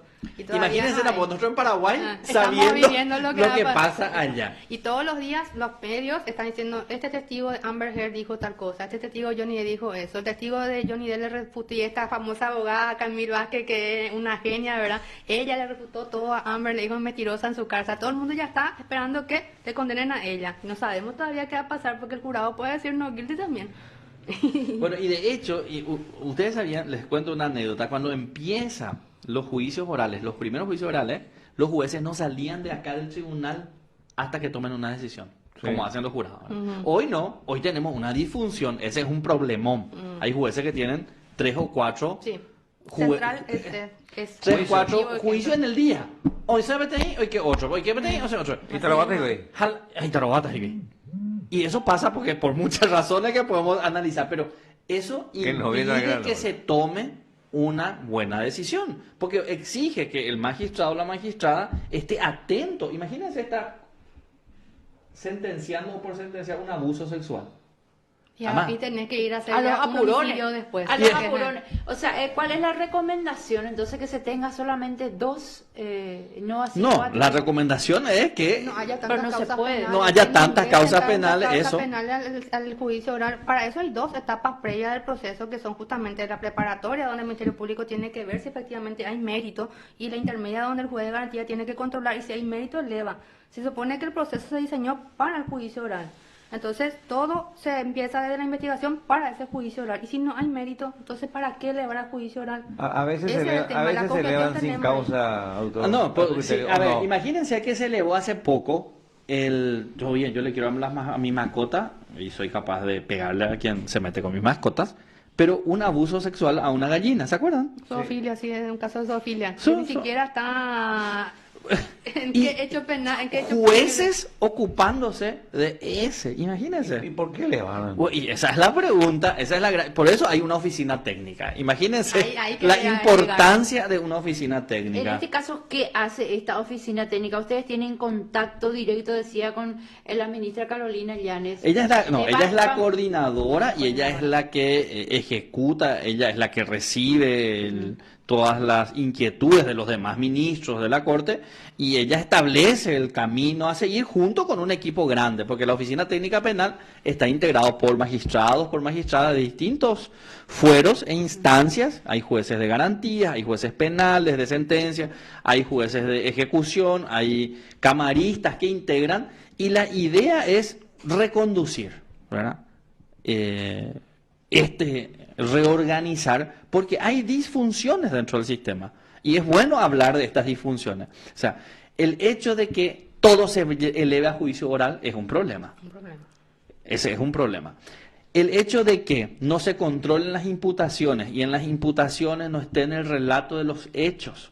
Esto que vos decías, Jota, esto es súper importante. ¿Qué pasó? Sí. ¿Dónde pasó? ¿Cómo? ¿Quién? Es la el opinión copete. vertida, o sea, es la base. Es el copete. Es la base para comenzar a estudiar periodismo. Es Juan. el copete que nos enseñan. Pero los fiscales muchas veces nos ponen en su imputación y encima ya piden prisión. Y eso replican en la acusación. Y eso se replica en la acusación, en el auto de apertura a juicio y se va a un juez de ¿Y qué sentencia. tenemos que hacer nosotros? Declarar nulidad únicamente porque no hay un relato fáctico. La persona se defiende de hechos y esa persona que se defiende de hechos tiene que saber qué hizo, cuándo hizo, cómo hizo. Y si no hay un relato que tenga esa estructura de quién, cómo, dónde, cuándo y por qué. Porque ya es un poco más difícil, pero por lo menos quién, cómo. El famoso qué, cuándo, dónde, cómo No, y no por se qué. puede. ¿Y por qué, doctora, pero a veces ustedes, los jueces, devuelven la imputación a la fiscalía? Los de garantía ahora con esta acordada ya están, de hecho que siempre pudieron haberlo hecho, ¿verdad? Lo que hicieron con esta acordada creo que es recordar eso que se puede porque justamente no está llenando el presupuesto básico Yo estuve leyendo ahora de que hubo transportación. un magistrada que un caso 3 veces ya. menor parece que Sí, no, sí. creo que es la jueza Eddie Coronel devolvió. Eddie Y a Coronel, mí, sí. yo le felicito, ¿verdad? No conozco, pero el hecho es que lo que pasa es que esto cuando uno trabajaba en el diario, vamos a recordar, si vos tu copete no dice qué pasó, está mal, ¿verdad? Y tu jefe te va a... Te llama, venimos. No. Rubén Sebe te llamaba. Sí. Es psiconomismo, hay qué, cómo, dónde y cuándo. Eso Hola. es muy básico para un estudiante de periodismo. Eso mismo tiene que ser para un fiscal. Tiene que poner. Y esta magistrada lo que le está reclamando es no me decís lo que pasó. Y ahí hay una confusión para nosotros estudiantes de Derecho. Si estudiamos antes de periodismo ya nos ayudó eso. Es lo que se llama el nomen juris. El nomen juris es el nombre en la ley que recibe un hecho susceptible de ser castigado Abuso sexual, penal. por ejemplo. Abuso sexual. ¿Pero qué es Y si abuso vos sexual? decís, yo le acuso a J de abuso sexual, a Moja Pope no digo nada. Lo que tiene que decir es yo le acuso a J de haber manoseado o de haber penetrado o de haberle inducido mostrándole pornografía, que es algo así. A fulano de tal. el Y se dan cuenta que 135. parece súper para nosotros, parece muy básico, pero ese es uno de los errores centrales que se tiene, la falta de relato fáctico. No ñemombe, uy, va, epa, la Esa olla ausencia de relato fáctico en sentencia, por ejemplo, a través del control horizontal, hizo que nosotros anuláramos muchas veces Exacto. autos de apertura y de acusaciones fiscales, ¿verdad? Porque no tenía ese relato fáctico. Entonces, traslada a la sentencia la obligación de construir el hecho de acuerdo a las pruebas. Y no puede ser así. Tiene que venir la promesa de que ese hecho se va a demostrar con las pruebas. El hecho ya tiene que estar. Nosotros tenemos que ver si efectivamente se probó o no. No construir nosotros después de las pruebas. Y no tuvo que haber pasado siquiera garantías, si hay un control en garantías. Entonces, esos son algunos, por citar, de los elementos que necesitan ser reconducidos. Las disfunciones. Las del disfunciones que estamos... Y el juez, la jueza necesita recuperar su poder. Ese es otro problema que se ve. ¿Qué es recuperar su poder? Es ser garantes de la Constitución. Y si el Ministerio Público hizo mal su trabajo y va a salir alguien por eso, es problema del Ministerio Público. Y el Ministerio Público se constituyó tanto, por eso yo les felicito que tengan ustedes su programa. No sabía que tenían luego un programa, ¿verdad? Ya hace un año ya, Juan. Ya no hay cual, estoy Bueno. desactualizado. Bueno, Gracias, Liz, eso. no sabía, ¿verdad? Entonces, el Ministerio Público se constituyó tanto en un poder y ellos siempre son hábiles de hacer una campaña mediática y decir, no, el juez lo que falló, ¿acuerdas siempre? O ya popona. Pero si vos ves su acusación, su imputación, Y eso es lo que no llega a la ciudadanía. y eso no llega. Entonces, realmente es tan necesario un espacio de jueces, de jueza, y que las juezas se animen a salir a explicar sus decisiones. Que salgan, ya que estamos en tiempos de criminología mediática, que terminado su juicio o terminada su audiencia, salgan y ya saben que yo le tuvimos que soltar a esta persona. Por Porque, esto. O sea, no hay en términos prueba. sencillos para que el ciudadano entienda. Exacto. Eso, doctor, ¿verdad? Lo que se busca ahora, que los magistrados, en sus fallos, ¿verdad? Y ese tipo de repercusión lo que se necesita. Facilite para que la ciudadanía sepa por qué fulano de tal fue Y ese tipo acusado de o fue declarado inocente. Ese tipo de cobertura y ese tipo de repercusión es necesario no solamente por el tema de que el juez se vaya a explicar lo que hizo, sino para que la ciudadanía entienda por qué se falló de esa forma, en qué están parados, qué es lo que se violó, qué es lo que no se hizo, qué es lo que no se comprobó. La gente no entiende lo que la duda es una garantía. Y si vos tenés dudas, no tenés que condenarle o no Claro, podés si no hay duda. resolver por duda, por ejemplo. Y esas cuestiones que no saben la gente porque hay una mala información. Y O si no, solamente porque, o de si la no, sabe porque, prensa, doctora, sino porque de a la veces libertad que tenemos las redes cualquiera a sociales través de mismo las redes contaminan sociales. ese caso, Exactamente, ¿verdad? Contaminan ese caso y empiezan a opinar. La sin criminología saber. mediática, el juicio paralelo. está. Ahí vamos al concepto de vuelta de cómo opera y que en caso de duda adentro, cuando en realidad en caso Al de duda revés. afuera. Así tendría que Entonces, ser. y la prisión preventiva tiene que ser excepcional. Y hoy tenemos de los 14.000 privados de libertad, 74% Sin condena. sin condena. Imagínense. Están como dicen los mexicanos, en el bote. No, están inocentes. Prevenidos. Pero en el bote. No tienen condena efectiva. Pero Son están- 14.000 están privados privados. de libertad. Tenemos 14.000 calidad de privados de libertad. prevenidos. Sí. No, total tenemos 14.000 privados. 15.000 ponémosle ahora Sí, tenemos. ujú. Y el 73% de eso. Ujú. Ujú. están 8.000 y sin algo. condena. Sí, sin condena. Que Y son le voy a dar prevenidos. el de Tacumbú, es el que tengo acá a mano, de ayer. Fresquito. De ayer, fíjense. Como pan caliente. De los 2.900, fíjense, 1.000 estaban condenados y procesados 2.100. El doble. Imagínense, Tacumbu. Y eso hace que justamente haya 3 juicios por día, porque hay De 2.900, adentro que 1.000 tienen que están hacer juicio. condenados. Sí, Sí. 1.000 nomás están condenados. Y 2.100. 2.100 En están proceso. en proceso. En proceso. ¿Cree usted, doctor Y Martín? fíjense un ratito nomás, ¿verdad? De otra vez acá tenemos, por ejemplo, enfermos mentales, dice 67, que no tendrían que estar en la cárcel. Pues están en la cárcel. Tuberculosis 63, VIH 19, sífilis 30, discapacitados 5, extranjero 68, indígena 5, tercera edad 61. Y esta es una categoría súper peligrosa y llamativa. Se llaman depositados. No tienen parientes, no No, tienen no. familiares. Los depositados son los que no son de esa cárcel, Ujú. no figuran en esa cárcel, pero le dejaron ahí porque seguramente están esperando una audiencia. Pero es de la cárcel, digamos, de San Pedro, de que San la traen a Pedro. Tacumbú para una audiencia en Para capital. una audiencia. Ujú. Y son personas que finalmente ¿Cuántos no son en tienen total? lugar, no tienen espacio, no tienen nada. Depositado, 27 estaba. Esto es por día, esto es un parte diario se llama, y se hace por día, ¿no? Entonces, ese es un problema que tenemos. Bastante. ¿Y quién le hace caso a estos 27 depositados? Pero a los indígenas y a los... Pero, en Tacumbú que tienen tenemos problemas pasilleros. mentales. ¿Y quién les hace caso? Rotela. El clan. ¿Quién les PCC hace? y todo eso. PCC. ¿Por qué tiene tanto poder el clan Rotela en Tacumbú, que es la gran cárcel que manejan ellos? Y en donde venden... Porque tiene Sus esta gente a productos. su disposición. Porque tienen... Ay, coña, poco a la motín. Ellos saben poner su cuerpo. Lo Ellos saben de ahora, reaccionar. doctor. Y sí, y eso mismo que están haciendo. Eso están haciendo. Ellos están ejerciendo presión. Y lo más probable es que le lleven de vuelta a Bonito, ¿cómo que se llama? Gordito lindo. A Tacumbú. Sí, el Rotela, el primer amando. ¿Se acuerdan que quisieron trasladarlo? Sí. Sí.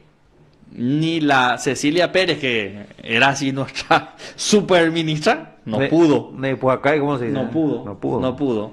Porque tiene 1.000 pasilleros Que están a su disposición. que están a su Son disposición, sus soldados. que comen porque él les da. Entonces, que el Estado, nosotros no tenemos soberanía dentro de la cárcel. Lo que controlamos es la llave de acceso. Lo que pasa adentro ya... Es un mundo Lo que aparte. pasa adentro, olvídate. Y sí, porque no tenemos posibilidad de control, porque perdimos soberanía. Bueno, muy interesante está todo esto. No quiero ni hacer la pausa, pero vamos a tener que ir a la pausa. Brevemente. Ya pasaron 25 minutos de las 17:14 grados la temperatura. Nos vamos a una breve pausa.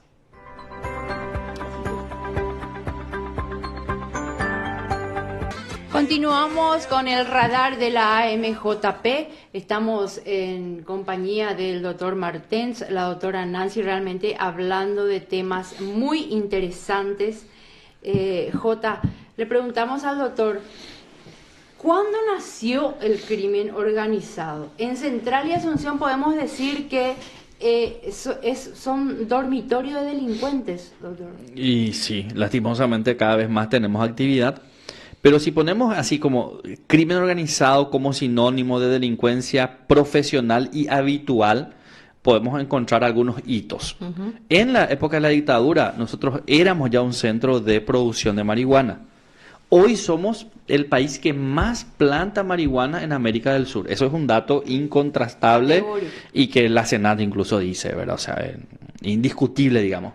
Nosotros plantamos la marihuana que se consume en Sao Paulo, 45 millones de habitantes, Buenos Aires, Chile, o sea, somos el centro de producción, Bolivia. Y esto se dio un proceso de transnacionalización. Con la caída de la dictadura se democratizan actores que entran en el escenario y durante mucho tiempo estuvo Fat Yamil, ¿se acordarán ustedes? Era el señor de la frontera. Después de Fat Yamil le sucedió Rafat. ¿Se acuerdan ustedes? Sí. Fue el último gran señor de la frontera. Pero cuando le matan a Rafat, 2016, ¿qué pasa? Ahí opala gran señor y viene como un efecto imán muchos actores. Y ahí es que empieza el PCC con su disputa con territoriales, Comando Vermelho. Brasil tiene más de 70 grupos criminales muy densos. En todo Brasil. En todo Brasil. Brasil está mucho peor que nosotros, pero eso es otra conversación, ¿verdad? Podemos usar estadística para decir lo mal que están en muchos indicadores, ¿verdad? Pero cuando el PCC empieza a tener un proyecto Paraguay-Geragua, ellos tuvieron así, esto que pasa aquí no es casual. Esto ellos pensaron. Primero ellos venían a refugiarse en Paraguay, era un lugar seguro, cuando tenían muchos problemas, entraban aquí, conseguían documentos y se quedaban tranquilitos, no hacían nada. Después dijeron, no, nosotros queremos ocuparnos del negocio de la marihuana porque vamos a llevar la marihuana más barata. Si nosotros plantamos, acá tenemos que venir, tenemos intermediarios, ya no queremos intermediarios. Y esto en 10 años ellos lograron. Desplazaron a todos los intermediarios. Hoy la marihuana se planta a pedido o para el PCC, básicamente. Y después encontraron la ruta de la cocaína. La cocaína nosotros no producimos, pero viene de Ecuador, Colombia, Perú y un poco de Bolivia. A un vuelo de avión estamos, un avión trae 300, 400 kilos, y la gran ventaja comparativa, digamos, que tenemos es de que no tenemos radares que controlan. Los aviones pueden entrar sin problema. Y los aviones aterrizan en Luque, Villeta, Concepción, San Pedro. Y desde aquí, por tierra a Brasil, por tierra a Argentina y por barco a Europa. Y ahí, ¿por qué genera tanta disputa y es tan llamativa? Y contamina empresas de fútbol, contamina iglesias, contamina todo. Porque genera demasiado lucro. 29.000 euros cuesta un kilo puesto para su dueño ya en Europa del Sur. Europa del Sur son Portugal, Grecia, España, Italia. Ahí cuesta $29.000. ¿La cocaína? La cocaína. ¿El kilo? El kilo. Y acá se compra a 3.000. Y allá 29.000. Y allá 29.000. Imagínense. Buena ganancia, ¿eh? Y si llevamos 300 en un mes, ¿verdad? Y más arriba está ya entre 50 y $70.000 el kilo. Más arriba es Alemania, Francia, Holanda. Los países más ricos. Los países más ricos, ¿no?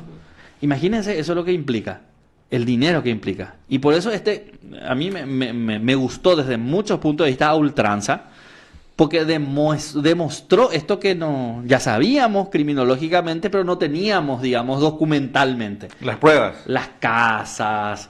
¿Vieron eso? Todo lo que salió a luz. Todo lo que los aviones, todo. los aviones, todo. Entonces, eso convirtió a nuestro país, se lo convirtió en los últimos 5 años en el gran centro de distribución de la cocaína. En la Dolce Vita. Gran centro. La Dulce Vida.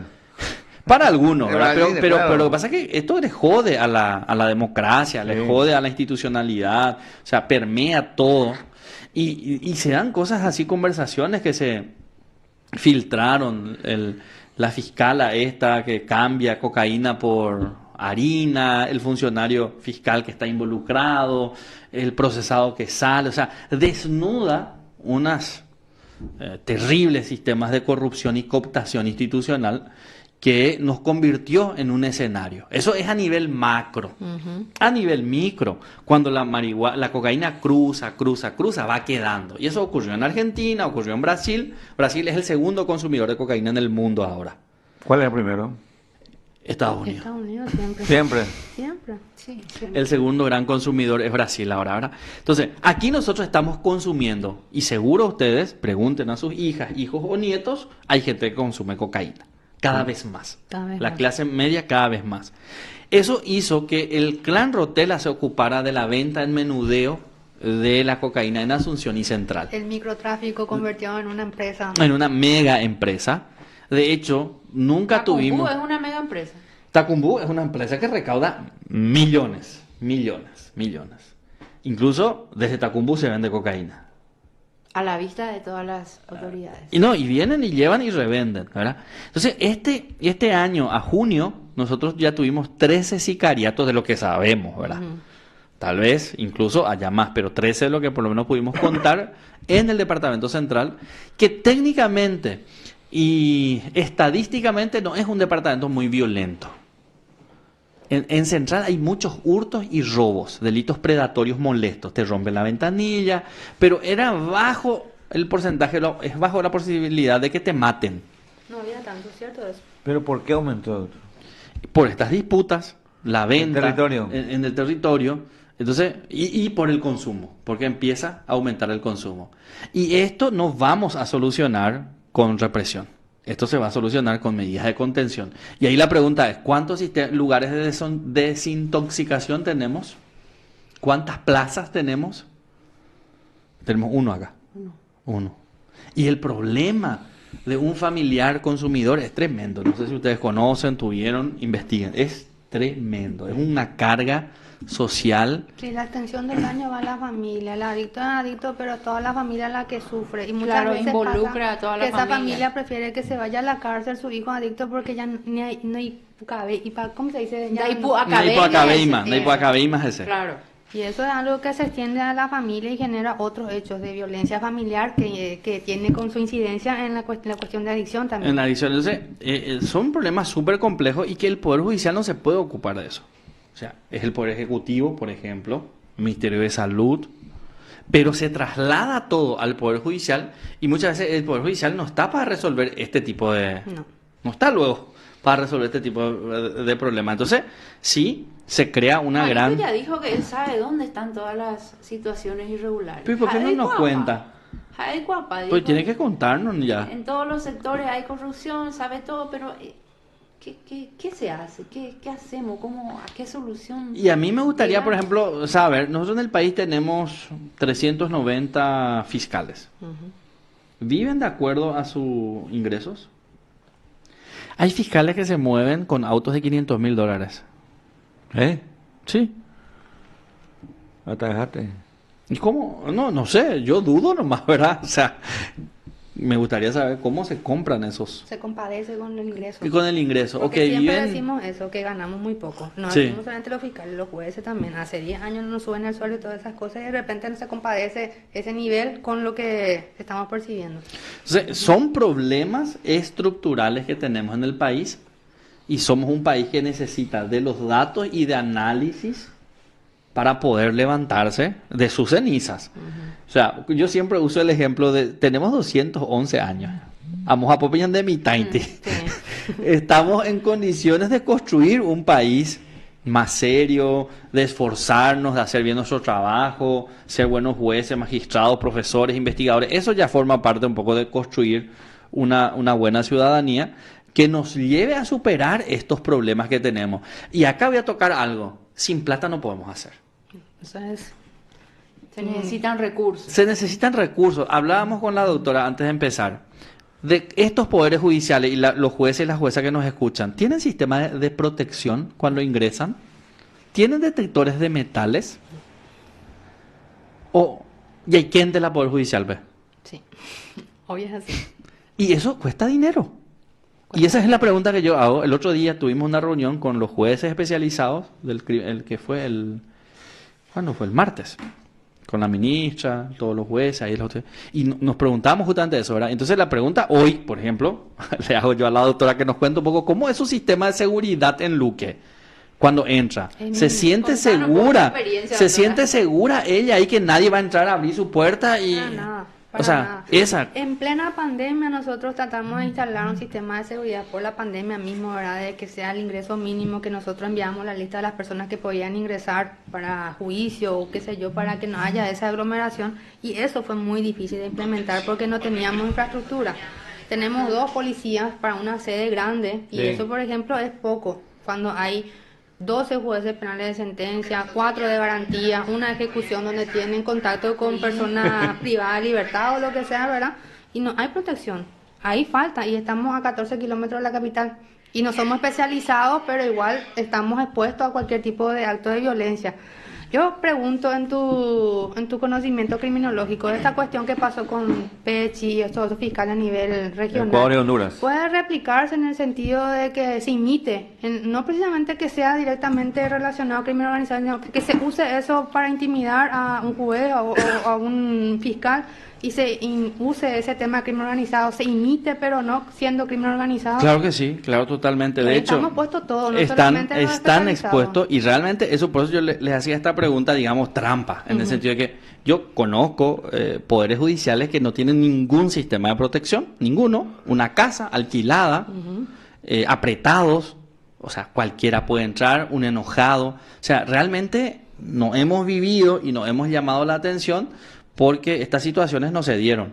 Pero ahora que estamos más sensibles, ocurrió el asesinato de Pechi, ocurrió el asesinato en Ecuador, o sea, tal vez antes ocurría, de hecho ocurría, pero ni siquiera nos llamaba la atención, porque no nos sentíamos afectados. Es más, uno piensa, en Centroamérica, luego de las maras, ahí tienen luego esa costumbre, más o menos así. Colombia, ellos tienen luego esa cultura sicaria, todo el mundo piensa así, pero cuando le tocó a un paraguayo, obviamente ahí abrimos todos los ojos. Exacto, y entonces es absolutamente replicable, y por eso es que es tan necesario, y yo insisto en el tema del presupuesto. Y pues nosotros somos un país que usamos mal nuestro dinero que recogemos y que no pagamos casi impuestos. Y esa seguridad no implica que cada juez tengamos un policía como guardaespaldas, no pasa por ahí, sino pasa porque nuestra sede, nuestro lugar de trabajo esté seguro, que no pueda entrar cualquiera. Cualquiera no quiero decir en forma despectiva, sino las personas que tienen que estar todos los que ingresan deben ser controlados. O sea, es decir, tiene que ser una cápsula segura. No debe haber ningún lugar por donde se pueda salir o entrar sin control. Sin control.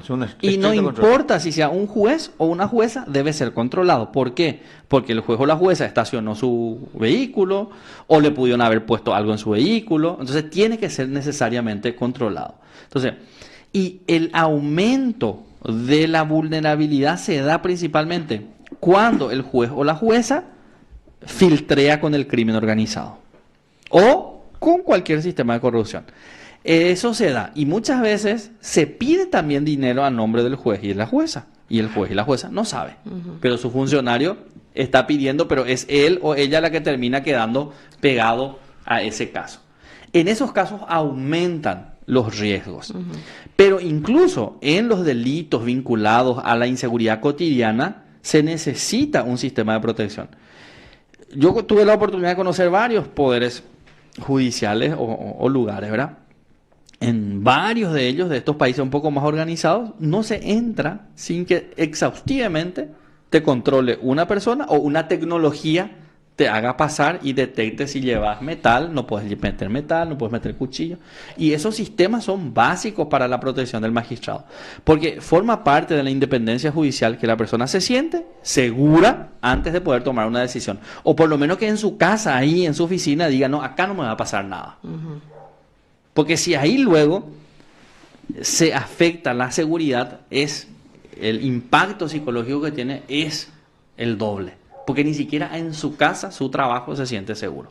Y entonces eso genera mayor sensación de inseguridad, y eso va en contra de la independencia judicial y sus posibilidades de decidir. Es transversal a todo el Poder Judicial, no solamente a los especializados. Es lo que están expuestos hoy. Sí, no, eso debe ser transversal. Ese sistema de seguridad debe ser transversal, y eso va a generar costo, y ese costo se tiene que asumir. Nosotros no podemos construir una república seria si no gastamos. Es como, quiero una casa linda y no quiero gastar. No quiero gastar. Yo tengo que gastar en puertas, tengo que gastar en ventanas, mantenimiento de la casa. Tengo que hacer mantenimiento. O sea, de eso se trata el Estado. Y para eso yo tengo que recaudar. Y si no alcanza lo que recaudo y aún ya gasto bien, tengo que alzar más impuestos y tengo que dar más servicio. Claro, tiene que ser. Porque es un servicio básico el sistema de justicia, y yo tampoco necesito mártires en el sistema de justicia. No. Yo necesito juezas y jueces que decidieron ser libres e independientes y que decidieron entrar a trabajar allí, y le tengo que poner condiciones mínimas de seguridad. Y tenemos que también superar esa idea de que todos los funcionarios públicos son corruptos. O sea, hay que desmitificar un poco. Hay que desmitificar, ¿verdad? Y yo creo que eso en realidad funciona muy bien para que el crimen organizado viva tan campante. Porque se habla tan mal del funcionario público, se les saca presupuesto, se les desfinancia, se les da una mala imagen. Entonces todo lo que haga el juez o la jueza ya está mal. Entonces le resto poder. Así es. Le resto poder. Y eso es lo que tenemos que recuperar, y eso genera. Es invertir, es gastar, es pagar bien. Eso tiene que estar dentro del presupuesto del Poder Judicial o en esa mesa interinstitucional que van a formar. Y tiene que estar en el presupuesto del Poder Judicial, porque tiene que ser un presupuesto del Poder Judicial, ¿verdad? Y ahí veíamos también el otro día, ¿verdad?, que hay algunas instituciones que tienen el presupuestado pero no gastan, ¿verdad? Y también, recordemos, el Poder Judicial es uno de los poderes del Estado. 3 nomás tenemos. Ejecutivo, legislativo y judicial. Y muchas veces cuando el Poder Judicial plantea algún tipo de aumento, se pega el grito al cielo. ¿Quiénes? Criminología mediática. Sí. Muchos diarios van a decir, no, ¿qué es lo que van a pedir más plata si esto no ganan luego? No trabajan luego. Pasó eso con los actuarios judiciales, que después de muchísimo tiempo lograron que diputados aprueben la reivindicación salarial que le corresponde por ley, porque hay una ley de 2014 o 2010, no estoy segura, donde le dan más funciones y equipara hasta un porcentaje del sueldo de los jueces. Salió eso en diputados recién. Y en los medios de comunicación, más los comentarios en redes sociales, encima que no trabajan van a ganar 6 millones más, y no es eso todavía ni lo que va a pasar, no se sabe si van a llegar a eso, pero ya hay un así. Diputado abrió la canilla para que otras instituciones vengan a pedir, pero sin plata no se puede ese era el hacer título. nada. Es que sin plata, o sea, y es tan triste ir a un poder judicial que no tiene hoja, que no tiene impresora. No tiene papel higiénico. Desmotiva al que trabaja. Es triste cuando vos tenés que hacer una resolución y tenés que imprimir en el carbónico y se te ensucia toda tu hoja porque tu matricial tarda una semana en imprimir y el otro se le acabó la tinta. Entonces, ¿qué tengo que hacer? Anda a comprar tinta. Es la única forma, porque es mi trabajo a fin de cuentas. Es lo que yo tengo que responder por lo que yo curé. Yo tengo que quitar mi resolución en plazo. Y no tengo infraestructura. Entonces ese es un problema. Y por eso yo le aliento también a los jueces y las juezas que reivindiquen este tipo de cosas, ¿verdad? Esa forma, ser gremio es reivindicar derechos de sus socios. Y un derecho es condiciones de laburo dignas, ¿verdad? Dignos, mínimos. Mínimamente. Otra de las necesidades, doctora, también es duplicar el número de jueces penales de sentencia en central, ¿verdad? Eso, por ejemplo, es casi como...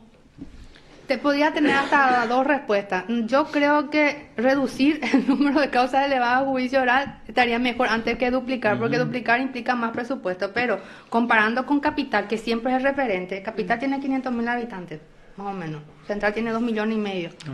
Capital tiene 43 jueces penales de sentencia. Central somos 24.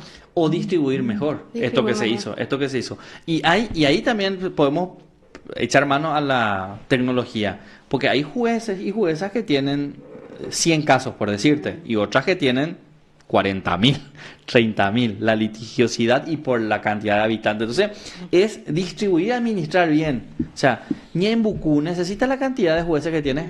Nos están escuchando encima Ñembucú y yo trabajo hace Por ejemplo, 15 años en ejemplo Ñembucú, nomás. ¿verdad? Entonces, y les quiero. Entonces, pero necesitamos esa cantidad de juezas y jueces. Obvio que no van a decir que sí, pero veamos la cantidad de ingresos. Lo mismo pasa en el Chaco. Sí. En el Chaco tenemos 3 circunscripciones, ¿verdad? Sí, Entonces, no es mucho, pero no es mucho. Y es la pregunta que estamos haciendo, pero científicamente los datos nos tienen que dar la respuesta. Bueno, científicamente, estadística, el primer Ahora, elemento. pero no, el alto índice de criminalidad, ¿dónde se da más? No, lo que pasa es que la criminalidad va a variar con relación a la población. Evidentemente, el Departamento Central, que tiene casi el 40% de la población de todo el país. O sea, el Departamento Central tiene que ser prioridad.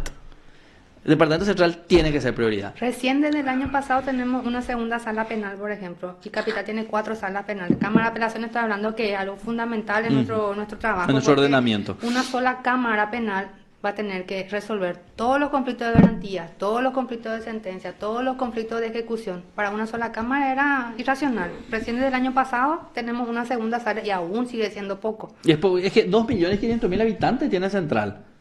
Es que tendría que tener el doble o el triple de lo que tiene. Los datos oficiales, doctor, son 2.243.792 en Central. En Central. Y en Asunción la cantidad de habitantes 512.112 para 43 juzgados de sentencia penal. Y en Central 24. 23, no, 24 ya. 24 son Bueno. 6 Pero tribunales. imagínate, ¿cuántos juicios tienen por día los de Central? Nosotros tenemos por día 3. Al mes estamos haciendo casi 100 juicios. Los 6 tribunales, son 6 tribunales. Y ahí la nomás. pregunta es, ¿resuelven bien 100 juicios? O sea, ¿hay calidad? Sí, ¿Hay porque humanamente se hay que puede? hacer una especie de reconocer, ¿verdad? Obviamente no va a ser la excelencia. Se hace lo Porque que se puede. No se puede. ¿Y por qué no se puede? Porque llegamos con plazos acotadísimos a juicio oral. Tuvimos 4 años de proceso y llega a juicio oral está faltando por- un mes. Para Y que nosotros por el código no podemos fijar juicio no antes de los 10 días ni un mes, dice el 365, lo cual también es irrisorio y es ilusorio porque tampoco estamos fijando dentro del mes. Es imposible. Entonces estamos haciendo prácticamente... ¿Qué teníamos hoy?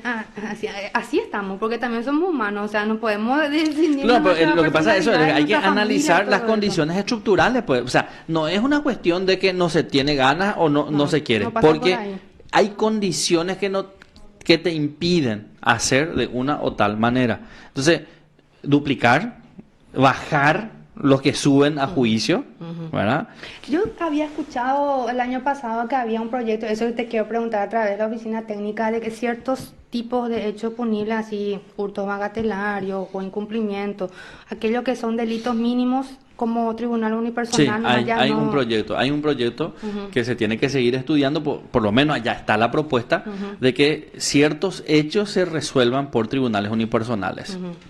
Pero eso es una medida de descongestión. Descongestión, no Es es una medida, tampoco es una medida la de que descongestión, soluciona. no es la solución. La solución pasa por una cuestión, por un abordaje más integral, control de la imputación, control en las audiencias preliminares, no alzar cualquier tipo de cosa, motivar las salidas alternativas al proceso, o sea, incentivar salidas alternativas al proceso.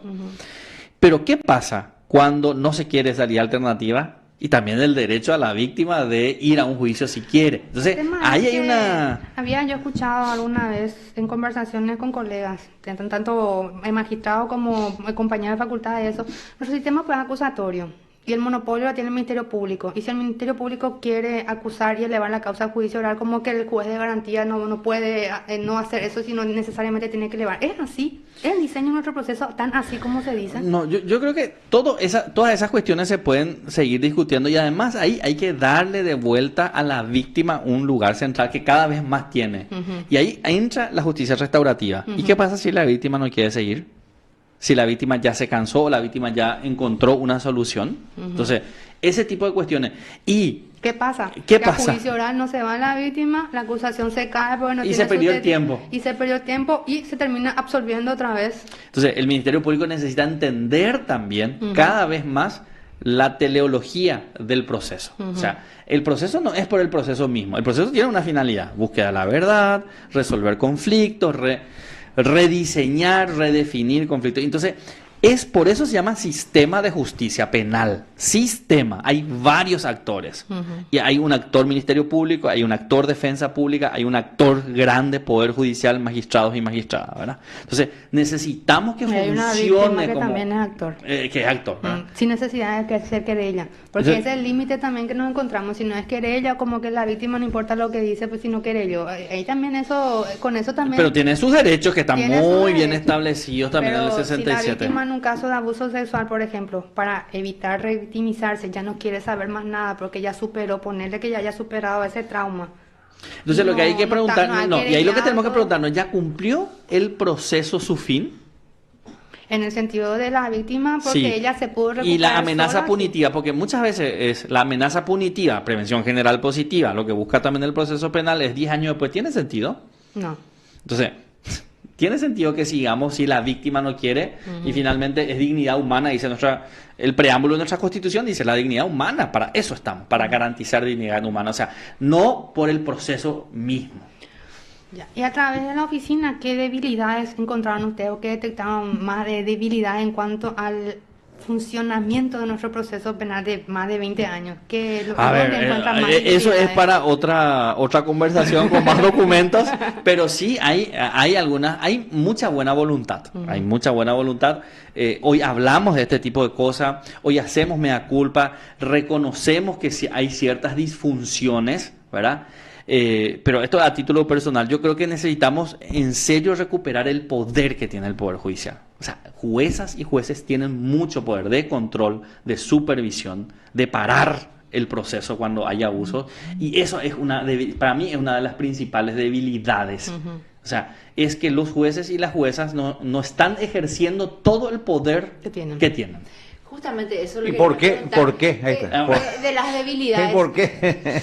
Vamos hipotéticamente, si el doctor Martens alguna vez, ¿por qué no?, fuera presidente de la Corte Suprema de Justicia. Nunca, porque yo soy investigador, yo soy profesor y bueno, eso es ¿cuál eso es lo que me sería, divierte. ¿Qué es lo que te quita el sueño, doctor? ¿Qué es lo que le quita el sueño? Nada, a mí me quita el sueño que que tengamos un pensamiento cada vez más crítico y que tomemos decisiones basadas en evidencia empírica, que investiguemos antes de proponer leyes, que tengamos datos, que produzcamos estadísticas, que los gremios funcionen bien, que los jueces...